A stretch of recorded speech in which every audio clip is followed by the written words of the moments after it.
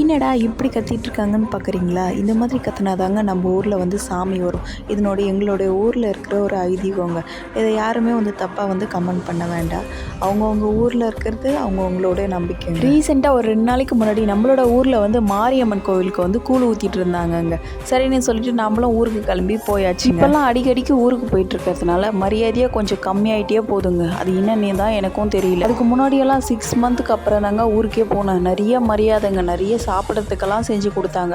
ஆனால் இப்போல்லாம் வந்து சீக்கிரமாக ஊருக்கு ஒரு மந்த்துக்கு வந்து 2 டைம்ஸ் 3 டைம்ஸ் ஊருக்கு போயிட்டு வந்ததுனால நம்மள ஒரு மனுஷனாக கூட கண்டுக்க மாட்டேன்றாங்க. அதுக்கான ரீசன் உங்களுக்கு தெரிஞ்சால் மறக்காம சரின்னு சொல்லிட்டு அப்படியே கூழ் ஊற்ற கிளம்பியாச்சுங்க. கொல்லிலேருந்து ஸ்ட்ரைட்டாக சாமி கும்பிட்டுட்டு அப்படியே ஊரில் இருக்கிற மாரியம்மன் கோவிலுக்கு கிளம்பியாச்சு. கோவிலில் வந்து நாங்கள் எப்போவுமே தொடப்பம் யூஸ் பண்ண மாட்டோங்க. நாங்கள் மட்டும் இல்லை, எல்லாருமே தொடப்பம் யூஸ் பண்ண மாட்டாங்க. அப்படியே கையிலே இருக்கிற குப்பைங்கள்லாம் அப்படியே குப்பெல்லாம் அப்படியே கையிலே தள்ளி முடிச்சுட்டு உடனே அப்படியே சாமிக்கு வந்து அலங்காரம் ஸ்டார்ட் பண்ணிட்டாங்க. ரொம்ப அழகாக அலங்காரம் பண்ணிகிட்டு இருந்தாங்க.